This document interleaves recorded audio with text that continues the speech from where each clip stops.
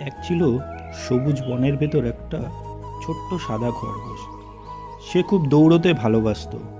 বনের সব প্রাণীরা তাকে দৌড়বাজ খরগোশ বলে ডাকতো। খরগোশ সবসময় গর্ব করে বলতো, আমার মতো দ্রুত কেউ দৌড়াতে পারবে না।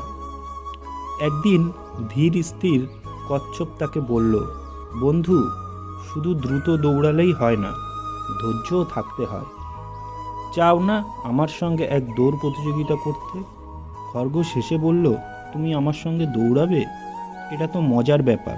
চলো, আগামীকাল দৌড় হবে। পরের দিন বনের সব প্রাণী জড়ো হলো। দৌড় শুরু হলো। খরগোশ এক লাফে অনেকটা দূর চলে গেল। কচ্ছপ ধীরে ধীরে হাঁটছিল। খরগোশ ভাবল, এ তো আস্তে আস্তে অনেক দেরি করবে, আমি একটু গাছের নিচে ঘুমিয়ে নিই। কিন্তু কচ্ছপ একটুও থামল না। ধীরে ধীরে পা ফেলে সে দৌড়ের গন্তব্যে পৌঁছে গেল। প্রাণীরা হাততালি দিল।